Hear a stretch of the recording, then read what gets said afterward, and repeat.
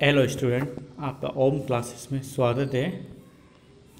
आज हम class 11 chapter first समुच्चय में पार्ट सेकेंड अध्ययन करेंगे।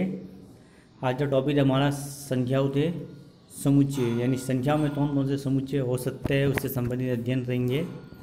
सबसे पहले बात की जाए प्राकृत संख्याओं का समुच्चय, जिसको किससे लिखा जाता है एन से, और इसमें कौन कौन सी संख्या आती है जो काउंटेबल नंबर होता है 1 2 3 4 इस टाइप की जो संख्या आती है वो दिलाई प्राकृत संख्याओं का समुच्चय, और इससे लिखा जाता है एन से। जब इस प्राकृत संख्या में जीरो तो और ऐड लिया जाता है तो वो समुच्चय कहलाता है पूर्ण संख्याओं का समुच्चय, जिसको लिखा जाता है डब्ल्यू से।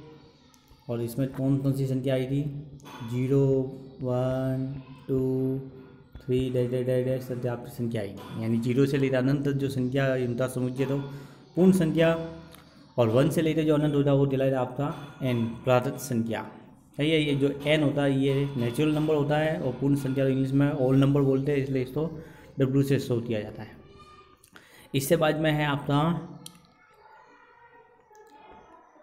जेड पूर्णांकों का समुच्चय। इस तरह से ये बोला जाता है इंटीजर नंबर बोला जाता है पूर्णांकों को, परंतु यहाँ से शोध इससे दिया जाता है जेड से। इसमें कौन कौन सी संख्या आई थी, जैसे आपने पढ़ा था 0 1 2 3 ये संख्या आई थी। और इसी के साथ में जैसे माइनस वाली संख्या भी ले लो, -1 -2 ऐसे डेड संख्या, यानी प्लस तो सीधा सा है तो माइनस वाली संख्या 0 और प्लस, ये पॉइंट कुछ भी नहीं, संख्या ओनली काउंटेबल जो होता है, यानी प्लस माइनस 0 ऐसे याद कर सकते हो। पूर्णांक संख्या में जेड से शो करते हैं, ये इंटीजर बोलते हैं इसको। नेक्स्ट है रैशनल नंबर, जिसको बोलते हैं परिमेय संख्या। तो शो तो होना चाहिए जेड रैशनल आर से होना चाहिए, परंतु इससे शो किया जाता है क्यू से। यार क्यू कहलाता है परिमेय संख्या का समुच्चय।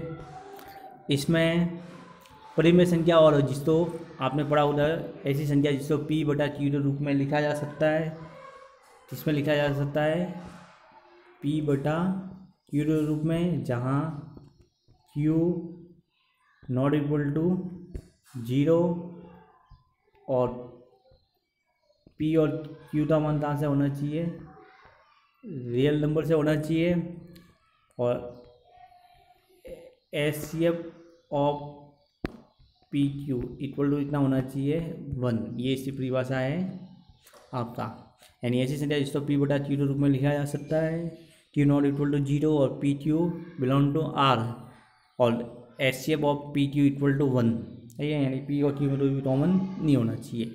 ये परिमेय संख्या है। और आपको एक अलग से वीडियो मिलेगा जिसमें आपको पूरी संख्याओं के बारे में बताया जाएगा, कौन सी संख्या क्या होती है, कौन बड़ी है कौन छोटी है, उससे संबंधित पूरा वीडियो बढ़ेंगे। आज से हम संख्याओं के समुच्चय पढ़ रहे हैं।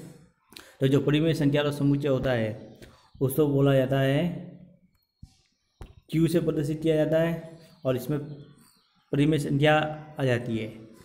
उससे बाद में है आपका अपरिमेय संख्या। कौन सी संख्या, अपरिमेय संख्या, यानी परिभाषा वो थी जो भी मैंने बताई थी पूरी, बस इसमें पी बटा क्यू के रूप में नहीं प्रदर्शित किया जा सके, है ये वो दिलाई थी अपरिमेय संख्या। इससे जैसे आपको उदाहरण चाहिए तो √2 √3 √5 ऐसे, और भी मैं बटा बटी वाले भी उदाहरण आपको नेक्स्ट वीडियो में बताऊंगा, जिसमें आपको समझ में आ जाएगा कौन सी परिमेय कौन सी अपरिमेय। सिर्फ यहाँ पे हमारा उद्देश्य यही है कि जो समुच्चय है उसको किससे प्रदर्शित किया जाता है वो हमारा उद्देश्य है। तो जैसे आई होता है वो अपरिमेय संख्या होता समुच्चय होता है ये। उसके बाद में है आपका आई और क्यू, उसके बाद में आपका रियल नंबर वास्तविक संख्याओं का समुच्चय। वास्तविक संख्या का समुच्चय का प्रदर्शित किया जाता है आर से, यानी परिमेय और अपरिमेय संख्या दोनों तो मिला होते, तो उनसे जो समुच्चय बनेगा उसको बोलेंगे रियल नंबर, यानी सेट ऑफ रियल नंबर, यानी वास्तविक संख्याओं का समुच्चय, इसको प्रदर्शित किया जाता है आर से। और फिर इसके बाद में आपका लास्ट है इसमें संख्याओं में सम्मिश्र संख्या होता है समुच्चय, जिसको सी से किया जाता है और इसको इंग्लिश में बोला जाता है कॉम्प्लेक्स नंबर, यानी set of complex number is denoted by C. ये जो समुच्चय होता है वो आर से भी बड़ा समुच्चय होता है। इसका आपको उदाहरण चाहिए तो आप ऐसे लिख सकते हो H plus iota Y, H Y belong to R, इस टाइप में होता है। ये आप ऐसा रख सकते हो। ये सम्मिश्र संख्या से यहाँ पे किससे प्रदर्शित किया जाता है वो हमारे आज का टॉपिक है।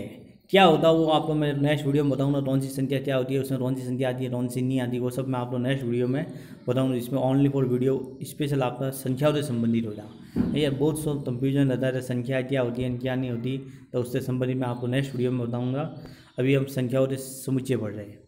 तभी तो आप पे लिखा हुआ आता है, शो किया जाता है जेड प्लस, इसका अर्थ क्या है। जेड प्लस का मतलब होता है, जेड में आपने पढ़ा था, जेड का मतलब क्या होता है प्लस वाली संख्या, जीरो और माइनस वाली संख्या, ये लिखा था।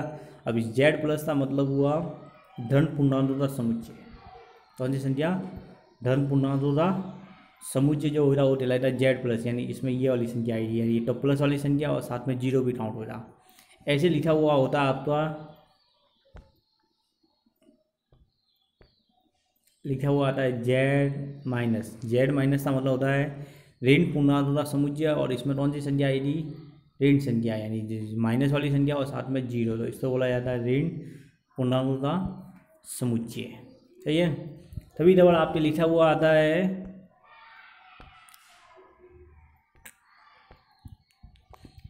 ऐसे लिखा हुआ आता आपका जेड जीरो, नीचे जीरो लिखा हुआ है, तो जेड जीरो का मतलब शून्य रहित पूर्णांकों का समुच्चय, यानी शून्य के अलावा जो पूर्णांक संख्या उसका समुच्चय। इसमें कौन सी आएंगी आपके, तो प्लस वाली संख्या आएगी, साथ में माइनस वाली संख्या आएगी, और ये तो यानी ये चीज़ इसमें आएगी आपके, ये प्लस वाले और माइनस वाली संख्या, यानी जीरो तो छोड़ते, शून्य तो छोड़ते, जितनी भी होगी वो दिलाएगा जेड जीरो, यानी शून्य रहित पूर्णांकों का समुच्चय। एक और लिखा हुआ आपका आता है, जैसे 3 हो गया, एक और लिखा हुआ आता है आपके, तभी वाली इस टाइप में लिखा हुआ आता है।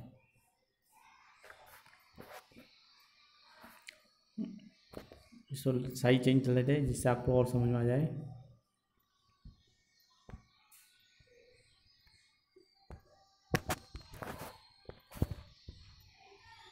ये जेड यहाँ लिख दे रहा, तभी तो और प्लस लिख दे रहा, और यहाँ लिख दे रहा जीरो। अब बोले इसका अर्थ क्या है, ये तो यहाँ जेड प्लस है, यहाँ जेड जीरो है और जेड माइनस है। अब इसका अर्थ दे रहे पर जेड प्लस का मतलब तो ये पूरा हुआ, कौन सा हुआ, ये पूरा हुआ। अब इसमें से भी 30 को हटाना है, जीरो को हटाना है, तो इसका मतलब ओनली फॉर हुआ, इसका पूरा अर्थ हुआ ओनली फॉर ये प्लस वाला, इसमें जीरो काउंट नहीं हो रहा है, यानी जो नीचे लिखता है उसको हटाया जाता है, जैसा रहे तो सही है। तो जेड प्लस बोले तो प्लस और जीरो धन पूर्णांकों समुच्चय, जेड माइनस बोले तो जीरो और माइनस वाली संख्या, जेड जीरो लिखा हुआ है तो शून्य रहित पूर्णांकों का समुच्चय, और जेड प्लस जीरो लिखा हुआ है इसका मतलब होता है शून्य रहित धन पूर्णांकों का समुच्चय, शून्य रहित धन पूर्णांकों का समुच्चय, यानी शून्य तो छोड़ दे, धन पूर्णांक जीरो जो शून्य होता है वो प्लस में भी काउंट होता है और माइनस में भी काउंट होता है, और इसका कह सकते न तो प्लस का चिन्ह होता ना माइनस था। तो आपने डाउट नहीं, मैंने Z plus, Z minus, Z zero और जेड प्लस और नीचे जीरो, ये मैंने शो तो दिया। तो ये भी जानना, ये भी सब समुच्चय ही है, ठीक है। ऐसे ही इसमें भी समुच्चय हो सकती है, ये सिर्फ मैंने जेड का उदाहरण लिया, वैसे बहुत सारे आपके उदाहरण हो सकते हैं। जैसे आप ऐसे भी दे सकते हो आर,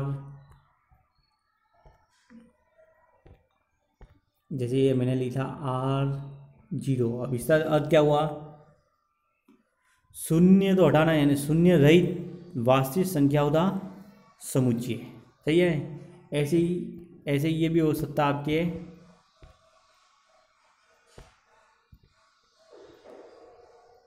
आर प्लस। अब इसका अर्थ क्या हो रहा, धन वास्तविक संख्याओं का समुच्चय, यानी वास्तविक संख्या में जितनी धनात्मक वो सब आएगी, उसमें जीरो भी काउंट उठा।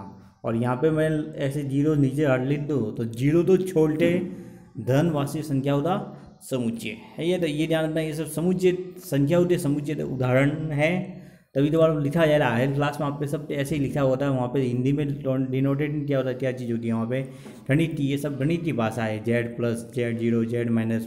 तो ये आपको समझना चाहिए। आपने स्टार्टिंग 11वीं आपने साइंस में जैसे आपने ली है, तो 11वीं और 12वीं आपका स्टार्टिंग बेस होता है है, तो इसलिए इसको सब समझ में आना चाहिए आपको ये क्या चीज़ है, और नॉलेज पूरा भरपूर होना चाहिए।